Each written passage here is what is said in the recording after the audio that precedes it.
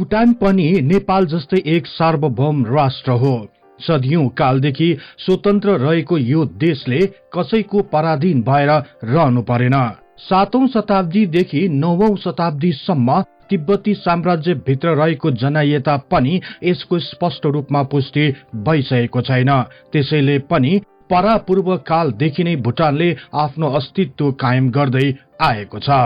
इतिहासलाई केलाउने हो भने भुटान भन्दा धेरै पहिलेदेखि नै नेपाल एक स्वतन्त्र राष्ट्रको रूपमा स्थापित हुँदै आएको छ। एकताका यो क्षेत्रको अत्यन्त शक्तिशाली राज्य रहेको नेपालले कसैको छत्र छायामा हुर्कनु परेन। तर नेपाल भित्र विभिन्न कालखण्डमा भएको द्वन्द्व र संघर्षले यस राज्यमा धेरै राजवंशहरूले राज्य गरे।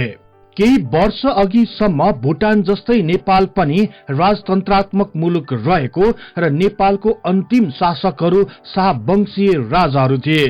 त्यस्तै भुटानमा वाङचुक राजवंशले 1 शताब्दी अघिदेखि राज्य गर्दै आइरहेको छ। नेपालको शाहवंश र भुटानको वाङचुक राजवंश बीच राजकीय शासनमा के समानता र भिन्नता छ त? आजको कार्यक्रममा यस बारे विस्तृत चर्चा गर्नेछौं। विश्वास छ सदा झै आजको यो कार्यक्रमलाई पनि उत्तिकै मन पराइदिनुहुनेछ।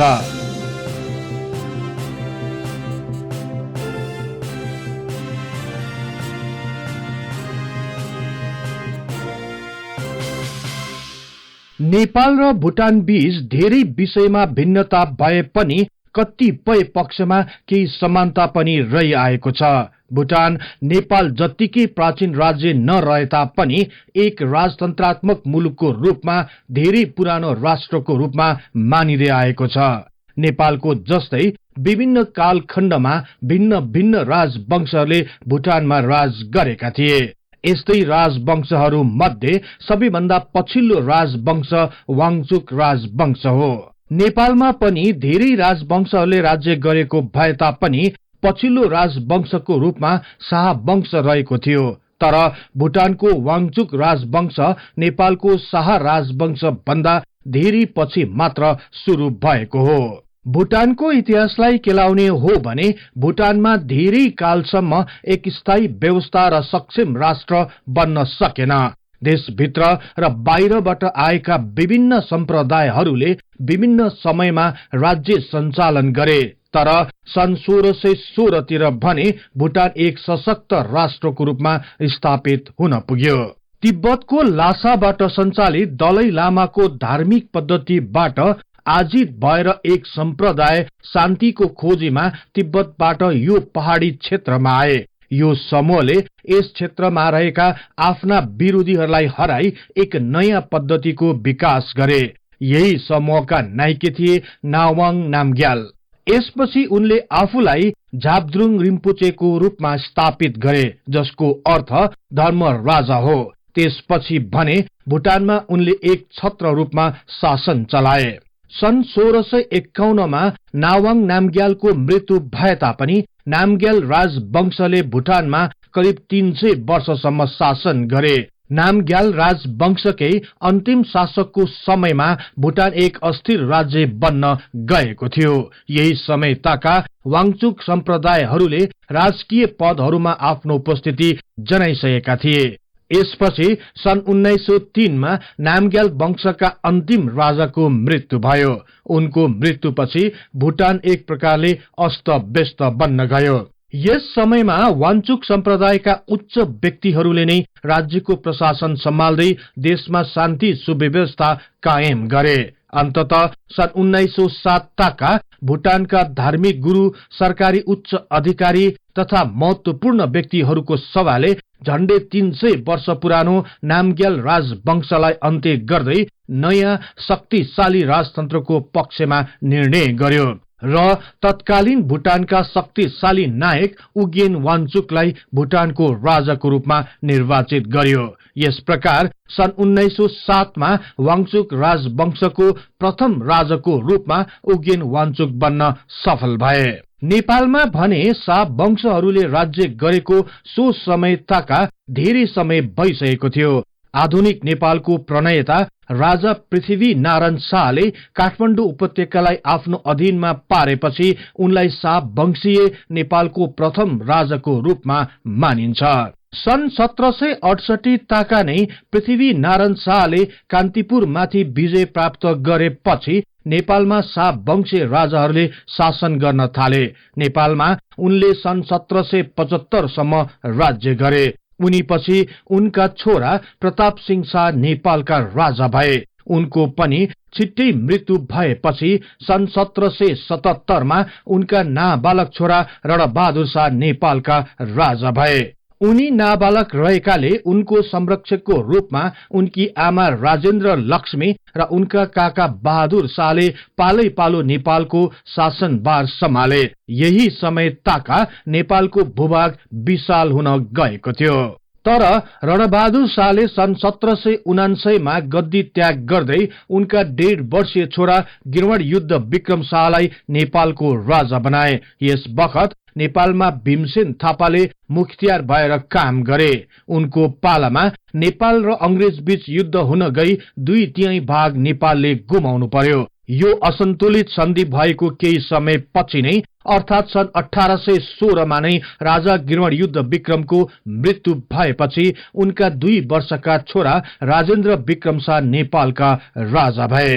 राजेन्द्र विक्रम शाह नेपालका राजा भएपछि भने नेपालको राजनीतिमा ठूलो परिवर्तन देखा पर्यो। राजपरिवार भित्रकै झै झगडाले गर्दा नेपालको शक्तिशाली पद हत्याउन अरू नै सफल भए। सन् 1846 सेप्टेम्बर 14 तारिकको दिन भएको कोत पर्वले नेपाली राजनीतिको परिदृश्य नै परिवर्तन गरिदियो।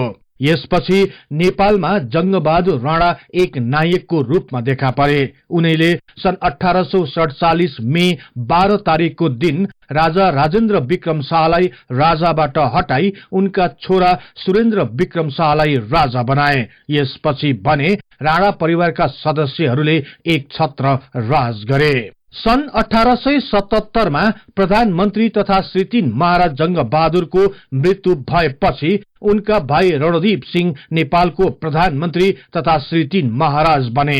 यसको 1 वर्ष पछि नै अर्थात सन् 1978 मा राजा सुरेन्द्र वीर विक्रम शाहका 31 वर्षीय छोरा युवराज त्रैलोक्य विक्रम शाहको पनि मृत्यु भयो। यसको 3 वर्ष पछि अर्थात सन् 1881 मा राजा सुरेन्द्रको मृत्यु भयो।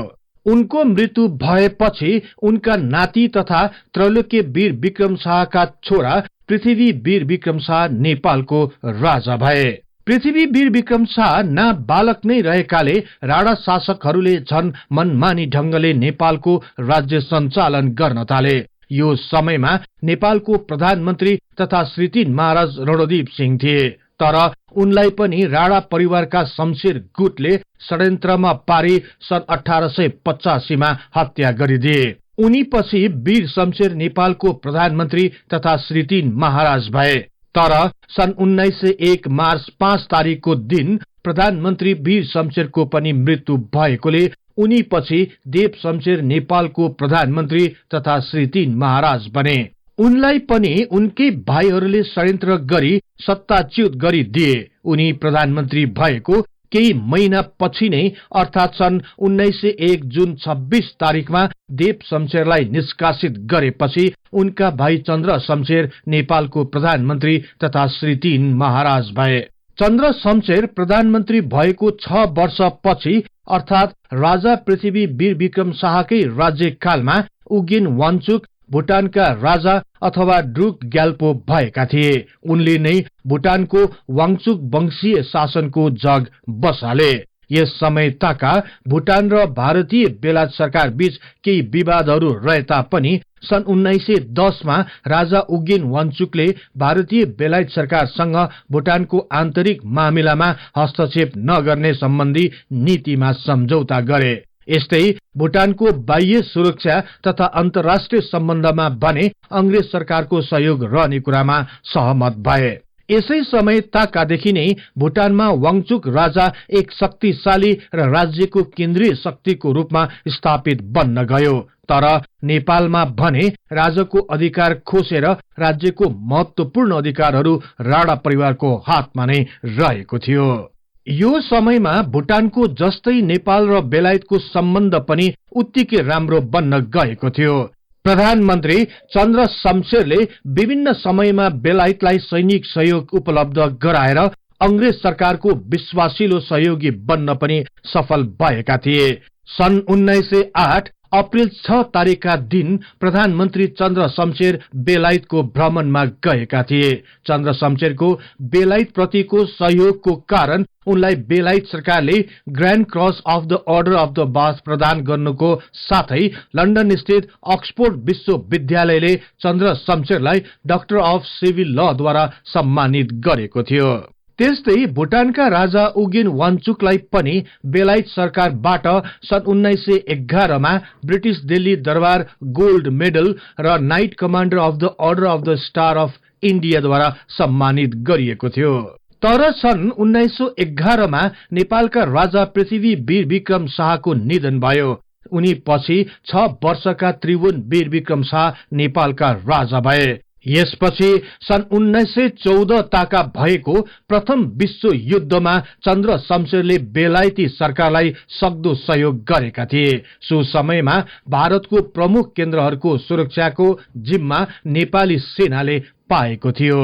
यसैको केही वर्ष पछि नै अर्थात सन् 1926 मा भुटानका प्रथम वाङचुक राजा उगेन वाङचुकको मृत्यु भयो। उनको मृत्यु पछि उनका 24 वर्षीय छोरा जिग्मे वाङचुक राजा भए। वाङचुक वंशका दोस्रो राजा जिग्मे वाङचुकले पनि उनका पिताको जस्तै प्रत्यक्ष राजकीय शासनलाई निरन्तरता दिए। उनको पालामा विभिन्न स्थानहरूमा विद्यालयहरू, स्वास्थ्य केन्द्रहरू तथा सडकहरूको निर्माण भयो। भुटान भरि रहेका बौद्ध मठहरूलाई राष्ट्रियकरण गरियो। नेपालका प्रधानमन्त्री चन्द्र शमशेर शिक्षा क्षेत्रप्रति खासै परिवर्तन र उदार हुन नसके तापनि आर्थिक, सामाजिक सुधार र भूमि सुधारमा भनी महत्वपूर्ण कदम चालेका थिए।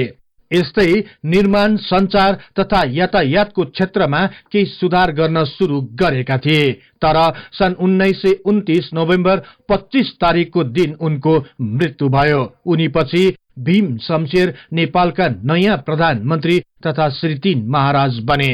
उनको पालामा पनि नेपालमा राणा परिवारकै हाली मुहाली रह्यो। तर परिवारभित्रको विवादले राणा परिवारका सदस्यहरू बीच निकै ठूलो संघर्ष हुन गयो।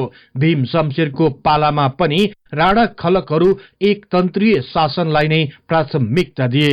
तर रोल क्रमबाट हटाइएका असन्तुष्ट राणाहरू भने राणा तन्त्रको विरोधमा जुट्न थाले। आम नेपाली जनताहरूले पनि राणा शासनको विरोधमा विभिन्न कार्यक्रमहरूलाई सक्रियताका साथ अघि बढाइरहेका थिए। तर यही समय ताका अर्थात सन् 1932 सेप्टेम्बर 1 तारिकको दिन प्रधानमन्त्री भीम शमशेरको निधन भयो। उनको निधनपछि जुद्ध शमशेर नेपालको प्रधानमन्त्री भए। यसको केही वर्ष पछि नै दोस्रो विश्व युद्ध सुरु भएकोले प्रधानमन्त्री जुद्ध शमशेरले बेलायत सरकारको सहयोगको लागि पहिलो र दोस्रो ब्रिगेड गरी 8000 नेपाली सैनिकहरू भारततर्फ पठाए। यही नेपाली सेनाले भारतको आसाम र बर्मामा जापानी सेना विरुद्ध युद्धमा भाग पनि लिए। तर युद्ध लम्बिँदै गएपछि जुद्ध शमशेरले करिब 2 लाख नेपाली युवाहरूलाई पनि बेलायती सेनामा भर्ती हुन भारततर्फ पठाए। दोस्रो विश्व युद्धको अन्त्यसँगै सन् 1945 नोभेम्बर 29 तारिकको दिन नेपालका प्रधानमन्त्री जुद्ध शमशेरले राजीनामा दिए र एउटा भव्य समारोहको बीच जुद्ध शमशेरले पद्म शमशेरलाई श्री 3 को श्रीपेज लगाइदिए। यसपछि जुद्ध शमशेर रिडीतिर प्रस्थान गरे। राणाकालीन अन्य प्रधानमन्त्री भन्दा पद्म शमशेर केही उदारवादी थिए। देशमा बढ्दै गइरहेको स्वतन्त्रताको आन्दोलनसँग राम्ररी परिचित भएका पद्म शमशेरले समय अनुसार देशमा सुधार गर्नुपर्ने कुरामा विशेष जोड दिए। तर उनको कार्यदेखि अन्य राणा परिवारका सदस्यहरू भने असहमत थिए।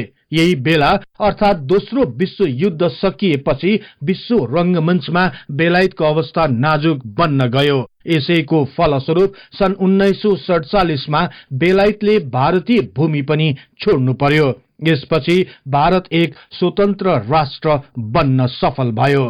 नेपालमा भने पद्म शमशेरका सुधारवादी योजनाहरूबाट असन्तुष्ट बनेका अनुदारवादी राणाहरूले पद्म शमशेरलाई पतन गराउन सक्रिय भूमिका खेल्ने प्रयास गरे। यसैबाट आजित बनेका प्रधानमन्त्री पद्म शमशेर अन्ततः सन् 1948 फेब्रुअरी 21 तारिकको दिन भारततिर पलायन भए। पद्म शमशेर भारततर्फ पलायन भएपछि मोहन शमशेर कार्यवाहक प्रधानमन्त्री भए। तर सन् 1948 अप्रिल 26 तारिकको दिन भारतबाट नै पद्म शमशेरको राजीनामा आएपछि भने मोहन शमशेर औपचारिक रूपमा नेपालको प्रधानमन्त्री तथा श्री 3 महाराज बन्न सफल भए। भारत स्वतन्त्र भएपछि पनि भुटानलाई भारतको नयाँ सरकारले एक स्वतन्त्र राष्ट्रको रूपमा मान्यता दियो। त्यस्तै सन् 1949 अगस्त 8 तारिकको दिन थिम्पूमा भएको भारत र भुटान बीच एक अर्को सम्झौता भयो, जस अन्तर्गत भारतले भुटानको आन्तरिक मामिलामा हस्तक्षेप नगर्ने तर वैदेशिक नीतिमा भने भारतको सल्लाह र सहयोगलाई प्राथमिकता दिने सम्बन्धमा हस्ताक्षर भयो। त्यस्तै भारतले भुटानलाई वार्षिक 5 लाख रुपैयाँ आर्थिक अनुदान दिने पनि निर्णय गर्यो। तर नेपालमा भने राणा शासनको विरोधमा चर्को आन्दोलन भइरहेको थियो। यस्तैमा सन् 1950 नोभेम्बर 6 तारिकको दिन राजा त्रिभुवन सहित अन्य परिवारका सदस्यहरू नारायणहिटी राजदरबार त्याग्दै भारतीय राजदूतावासमा शरण लिन पुगे। यसले नेपालको राजनीतिमा आमूल परिवर्तन ल्याइदियो। यसपछि राजाको भारततर्फ सवारी भयो। भारतका तत्कालीन प्रधानमन्त्री नेहरूको सहयोगमा दिल्लीमा राजा, नेपाली कांग्रेस र राणा शासक बीच त्रिपक्षीय सम्झौता भयो। यसपछि सन् 1951 फेब्रुअरी 15 तारिकको दिन नेपाली कांग्रेसका नेताहरूसँगै राजा त्रिभुवन सपरिवार नेपाल फिर्ती सवारी भयो। यस प्रकार नेपालमा राणा शासनको अन्त्य भई प्रजातान्त्रिक सरकार र संवैधानिक राजतन्त्रको सुरुवात भयो। नेपालमा प्रजातन्त्र आएको अर्को वर्ष नै अर्थात सन् 1952 मा भुटानका दोस्रो वाङचुक वंशीय राजा जिग्मे वाङचुकको मृत्यु भयो। जिग्मे वाङचुकको मृत्युपछि उनका छोरा जिग्मे दोर्जी वाङचुक भुटानका राजा भए।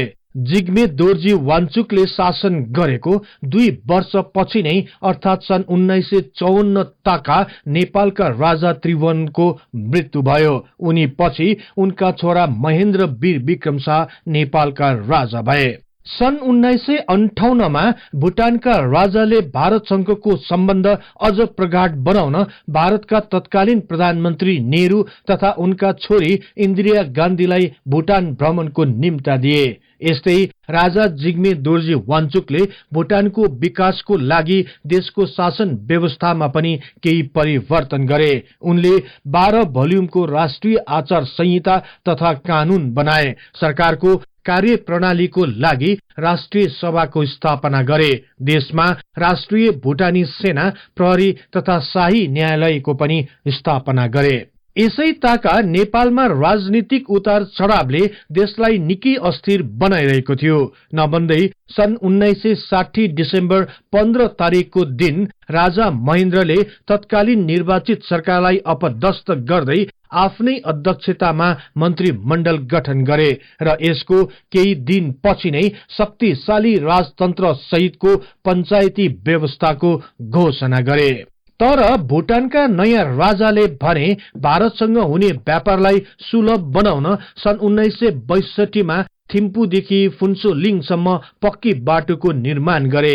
यसदेखि बाहेक पनि भुटानमा राष्ट्रिय संग्रहालय, राष्ट्रिय पुस्तकालय, राष्ट्रिय अभिलेखालयको निर्माण गरी भुटानलाई एक शैक्षिक तथा अनुसन्धानको क्षेत्रमा पनि विशेष कदम अघि बढाए। देशमा दक्ष जनशक्ति निर्माणको लागि सन् 1962 मा नै भुटान कोलम्बो प्लानमा पनि सामेल भयो। त्यस्तै भारतसँग पनि भुटानको चुखा जलविद्युत आयोजनाको लागि आर्थिक तथा प्राविधिक सहयोग दिने निर्णय भयो। यसरी भुटान आधुनिकीकरणतर्फ अघि बढिरहेको भए तापनि राजनैतिक रूपमा भने अस्थिर हुन थाल्यो। तत्कालीन भुटानका प्रधानमन्त्री जिग्मे पाल्देन दोर्जी पनि भुटानमा आमूल परिवर्तन गर्न चाहन्थे। यसै अनुरूप उनले सन् 1962 तिर भुटानका 50 जना जति राजकीय सैनिकहरूलाई अवकाश दिए। त्यस्तै भुटानका धार्मिक संगठनहरूको अधिकार पनि कटौती गरिदिए।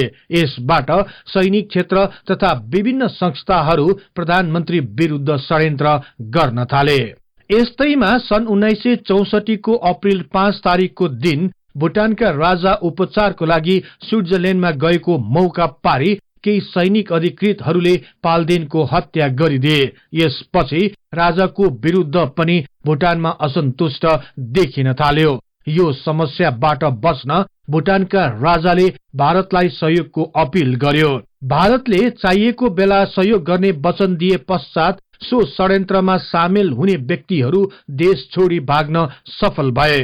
तर पाल्देनको हत्यामा प्रत्यक्ष संलग्न रहेको आरोपमा सैनिक प्रमुखलाई फाँसी दियो भने अन्य धेरैलाई पक्राउ गर्यो।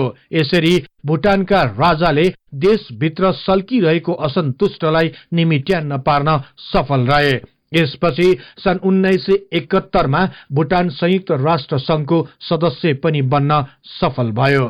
यसरी भुटानको अस्थिरतालाई नियन्त्रण गर्न सफल रहेको राजा जिग्मे वाङचुकले आफ्नो कार्यकालमा निकै चुनौतीको सामना गर्नु पर्यो। यही समय ताका अर्थात् सन् 1971 सालमा नेपालका राजा महेन्द्र वीर विक्रम शाहको निधन भयो। उनी पछिका छोरा वीरेन्द्र वीर विक्रम शाह नेपालका राजा भए। राजा महेन्द्रको निधन भएको एक वर्ष पछि नै अर्थात् सन् 1972 जुलाई 21 तारिकको दिन भुटानका राजा जिग्मे वाङचुकको पनि निधन भयो। उनी पछि उनका 16 वर्षीय छोरा जिग्मे सिंगे वाङचुक राजा बने।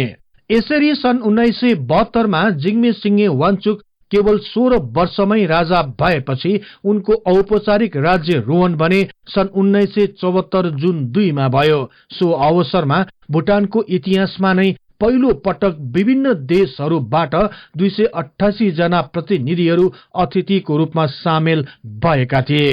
यसका साथै सो समारोहमा बाह्य जगतसम्म पुर्याउन अन्तर्राष्ट्रिय पत्रकारहरूलाई पनि भुटान आउन अनुमति दिएको थियो।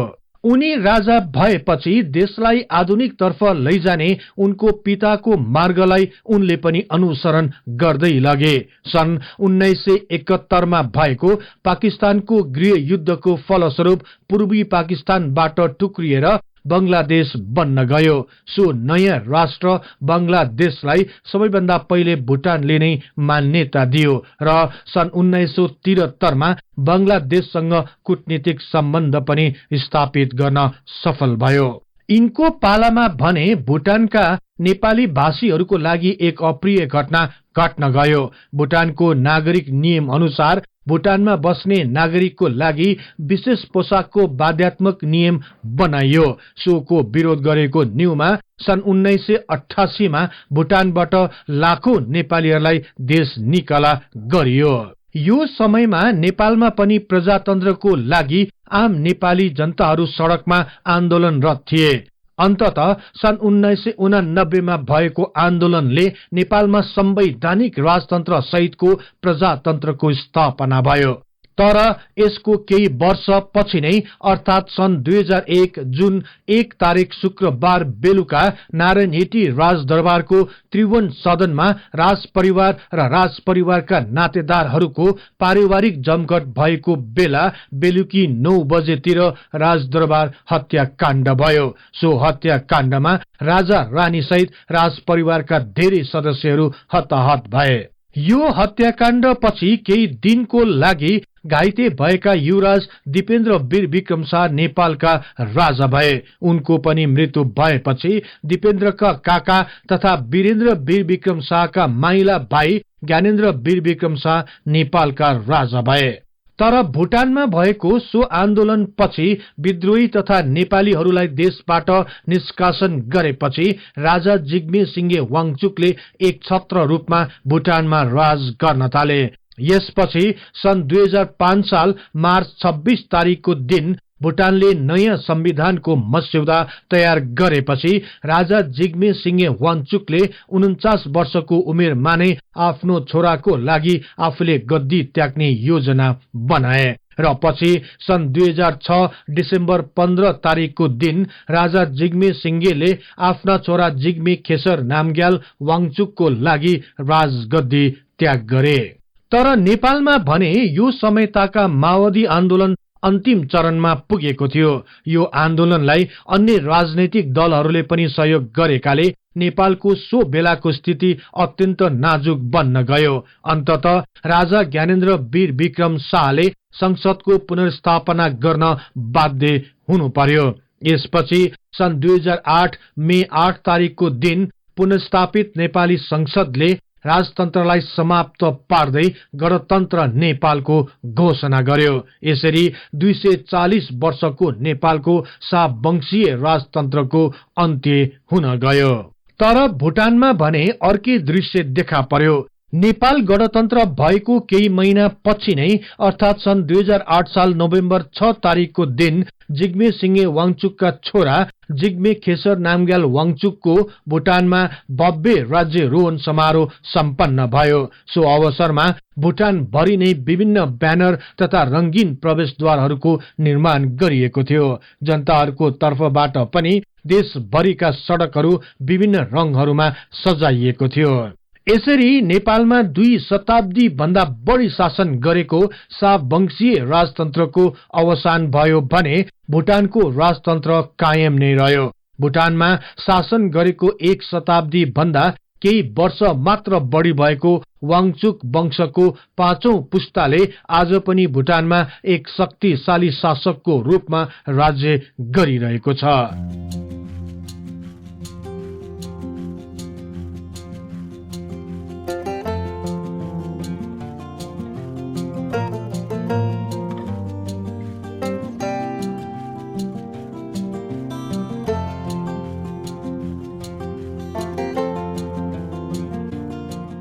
यो कार्यक्रम यहाँहरूलाई कस्तो लाग्यो कृपया कमेन्ट बक्समा लेखी पठाउनुहोला। यस्तै रोचक तथा तथ्य इतिहासको लागि हिस्ट्री इन नेपाली च्यानललाई सदैव सम्झनुहोस्। इतिहासको कुनै पनि कालखण्डबारे तपाईलाई सुन्न र बुझ्न चाहना राख्नु भएको छ भने तल रहेको कमेन्ट बक्समा उल्लेख गर्नुहोस्। हामी सो बारे प्राथमिकताका साथ कार्यक्रम बनाउने नै छौं। जाँदा जाँदै यस च्यानललाई लाइक, शेयर र सब्स्क्राइब गर्दै बेल आइकनमा क्लिक गरी हाम्रो यो तथ्य इतिहासको बारे ज्ञान प्रसार गर्ने लक्ष्यलाई साथ दिनुहोस् भन्दै अर्को कार्यक्रममा फेरि भेट्ने बाचा गर्दै म सार्थक नेपाल बिदा हुन्छु। हवस् त, नमस्कार।